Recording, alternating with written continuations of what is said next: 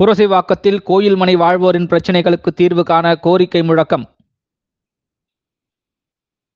சென்னை புரசைவாக்கம் அருள்மிகு கங்காதீஸ்வரர் திருக்கோவில் அருகில் அருள்மிகு கங்காதீஸ்வரர் திருக்கோவில் கடைகள் வியாபாரிகள் நல சங்கம், அருள்மிகு கங்காதீஸ்வரர் திருக்கோவில் அடிமனை வாடகைதாரர்கள் நல சங்கம் மற்றும் தமிழ்நாடு கோயில் மனை குடியிருப்போர் சங்க கூட்டமைப்பு இணைந்து நடத்திய கோயில் மனை வாழ்வோரின் பிரச்சினைகளுக்கு தீர்வு காண கோரிக்கை முழக்க கூட்டம் நடைபெற்றது. இதில் கோவில் மனைகளில் வாழ்வோருக்கு சதுர அடி கணக்கில் நிர்ணயிக்கப்பட்ட வாடகையை ரத்து செய்து பழைய பகுதி முறையை அமல்படுத்த வேண்டும். கோவிலுக்கு சொந்தமில்லாத கிராம நத்தம், குடிக்காணி, சர்க்கார், புறம்போக்கு போன்ற இடங்களுக்கு குடியிருப்போர் அறியாமையால் வாடகை செலுத்தியதை கணக்கில் கொண்டு சொந்தம் கொண்டாடுவதை தவிர்த்து இங்கு குடியிருப்போருக்கு வாழ்வுரிமை அளிக்க வேண்டும். 30/63 சட்டத்தின்படி இனாம் இடங்களில் வசித்தவர்கள் காலக்கெடுவுக்குள் பட்டா பெற தவறியதை கணக்கில் கொண்டு ஆந்திரா, கர்நாடக அரசுகள் சட்ட திருத்தம் செய்து தற்போது பட்டா பெற்றுக்கொள்ள கால நீட்டிப்பு வழங்கியதை போல தமிழ்நாட்டிலும் 30/63 சட்டத்தில் திருத்தம் செய்து இனாம் இடங்களில் வசிப்பவர்கள் பட்டா பெற நடவடிக்கை எடுக்க வேண்டும். குடியிருப்போர் மீது நடவடிக்கை எடுக்கும் அறநிலையத்துறை அதிகாரிகளே அமர்ந்து தீர்ப்பு சொல்லும் அறநிலையத்துறை கட்டுப்பாட்டில் இயங்கும் நீதிமன்றங்களை பொது நீதிமன்றங்களின் கட்டுப்பாட்டில் மாற்றம் செய்ய வேண்டும் உள்ளிட்ட கோரிக்கைகளை வலியுறுத்தி சங்க நிர்வாகிகள் பேசினர். குடியிருப்போர் மீது நடவடிக்கை எடுக்கும் அறநிலையத்துறை அதிகாரிகளே அமர்ந்து தீர்ப்பு சொல்லும் அறநிலையத்துறை கட்டுப்பாட்டில் இயங்கும் நீதிமன்றங்களை பொது நீதிமன்றங்களின் கட்டுப்பாட்டில் மாற்றம் செய்ய வேண்டும் உள்ளிட்ட கோரிக்கைகளை வலியுறுத்தி சங்க நிர்வாகிகள் பேசினர். குடியிருப்போர் மீது நடவடிக்கை எடுக்கும் அறநிலையத்துறை அதிகாரிகளே அமர்ந்து தீர்ப்பு சொல்லும் அறநிலையத்துறை கட்டுப்பாட்டில் இயங்கும் நீதிமன்றங்களை பொது நீதிமன்றங்களின் கட்டுப்பாட்டில் மாற்றம் செய்ய வேண்டும் உள்ளிட்ட கோரிக்கைகளை வலியுறுத்தி சங்க நிர்வாகிகள் பேசினர். இந்நிகழ்ச்சியில் கௌரவ தலைவர் சுபாஷ் சந்திர போஸ், தலைவர் மோ புசி, செயலாளர் கோகுல், பொருளாளர் கணேசன் மற்றும் புரசை கா சுந்தரம், ஏ ராஜேந்திரன் உள்ளிட்ட 100க்கும் மேற்பட்டோர் கூட்டத்தில் கலந்து கொண்டனர். இன்னும் குறைக்கல. 2010 298 ஒரு ஜிஓ கலைஞர் அவர்களால் போடப்பட்டு 3 ஆண்டுக்கு ஒரு முறை 15% ஏற்றணும்னு சொல்லியிருக்காங்க. அதன்படி நடக்கத்தே கிடையாது. இவங்க தன்னிச்சையா என்ன செய்யறாங்க, இவங்க 5000 1000 ரூபாய் இந்த வாடகைய 50,000 1 லட்சம் அளவுக்கு ஏற்றி போயிட்டு வச்சிருக்கிறாங்க. இது கேட்கிற பட்சத்துல இஷ்டம் இருந்தா இருங்க, இல்ல காலி பண்ணிட்டு போங்கன்றாங்க. நாங்க என்ன 4 ஆணி ஒரு கோணி கட்டிக்கின வந்தோம். இவங்க சொன்ன உடனே கிளம்பி போறதுக்கு அது சாத்தியம் இல்லாத ஒண்ணு. மக்களுக்கான திராவிட ஆட்சின்னு சொல்றீங்களே, நாங்களும் இந்த மக்கள் தானே. நாங்கெல்லாம் உண்மையிலே பெரும்பாலும் 90% மக்கள் திராவிட ஆட்சின்னு சொல்ற இந்த ஆட்சிக்கு ஓட்டு போட்டு ஏமாந்து இருக்க கூட்டம் தான் நாங்க. அதனால சென்ற ஆட்சியில எடப்பாடி ஆட்சியில செய்வான்னு பார்த்தோம். அவராலேயே அவர் நிக்க முடியல, அவரு எங்க செய்ய முடியும், ஓடிட்டாரு. அடுத்து இந்த ஆட்சி வரும், மக்களுக்கான ஆட்சின்னு நினைச்சோம்.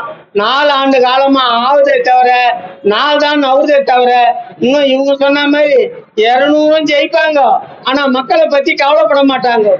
பஸ்ஸுக்கு 5 ரூபாய் 10 ரூபாய் டிக்கெட் ஃப்ரீ கொடுத்துட்றாங்க.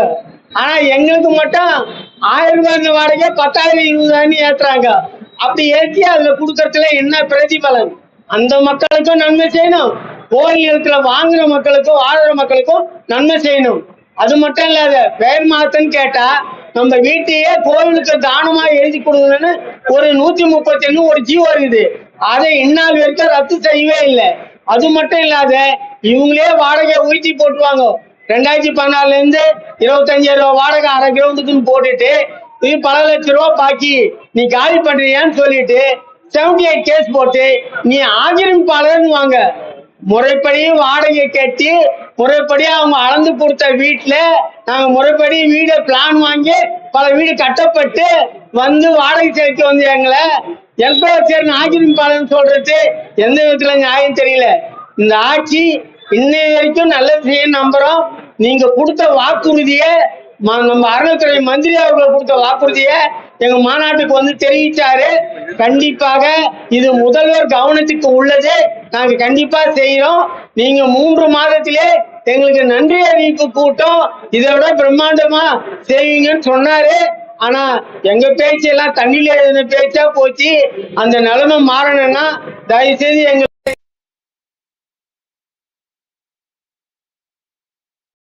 நீங்க இன்றைய விலை இல்லாத நேற்றைய விலை 1920 வந்த அந்த விலையும் வேணாம். இடைப்பட்ட 2001 என்ன கொடுக்கப்பட்ட வாடகையோ அதை கணக்கிட்டு அதை டெபாசிட் செஞ்சா எவ்வளவு வருமோ அதை வங்கி மூலமா நாங்க அவங்க கிட்ட கடன் வாங்கி கொடுத்துடுறோம். நீங்க இடத்த காலி பண்ணுங்க, எங்களுக்கு கிரையப்பட்டா கொடுங்க, இலவச பட்டா வேண்டாம், கிரையப்பட்டா கொடுங்க, எங்களே நிம்மதியா எங்க வீட்டுல வாழ விடுங்க. இதுதான் எங்க தலையாய கோரிக்கையா இருக்குது. இது ஏதோ செய்யணும் போறோம்னு நினைக்காதீங்க. எங்களுக்கு பதவி ஆசை பிடிக்க வைக்காதீங்க. நாங்க எம்எல்ஏ ஆகணும், கவுன்சிலர் ஆகணும் என்ன வைக்காதீங்க. இதெல்லாம் வந்துட்டா உங்களுக்கும் பிரச்சனையாகும். அப்புறம் தளபதியோட முந்தி போயிடும். தளபதியை விட அதிக ஓட்டு உள்ள ஒரே இது எங்க கோயில் சங்க குடியிருப்பு தான். இன்னைக்கு 7 கோடியில 1 கோடி பேருக்கு மேல இருக்கிறான். அவ்வளவும் பாதிக்கப்பட்டு இன்னும் அந்த நம்பிக்கை வீணாவது இருக்கும். அந்த நம்பிக்கையை இந்த அரசு காப்பாற்ற வேணும்னு உங்கள் சார்பா வேண்டி விரும்பி கேட்டுக்கொள்கிறேன். நான் என் பேர் கே மணி, தமிழக இந்து சமய திருக்கோவில் வீட்டுமனை வாழதார் சங்கத்தின் பொதுச் செயலாளர். கையெழுத்து எல்லாமே செஞ்சாச்சு. கோயில் முன் ஆர்ப்பாட்டம், அப்புறம் உண்ணாவிரதம், கலெக்டர் ஆஃபீஸ்ல ஆர்ப்பாட்டம், அத்தனையும் செஞ்சாச்சு. இன்னும் அரை நிர்வாணம் கூட பண்ணியாச்சு. ஒருவேளை முழு நிர்வாணமா எங்களை பார்க்கணும்னு ஆசைப்படுறவங்க தெரியும். அதெல்லாம் வேண்டாம்.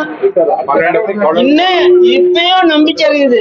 இது முதலமைச்சர் செவிசாய் பார்த்து இல்லைன்னா அடுத்து நாங்க நிர்வாக கூட்டம் போட்டு பொதுக்குழு போட்டு அடுத்து என்ன செய்யலாம் மக்களுடைய கருத்து கேட்டு அதன்படிக்கு மிகப்பெரிய வெற்றி அடையக்கூடிய போராட்டமா அது அமையும்.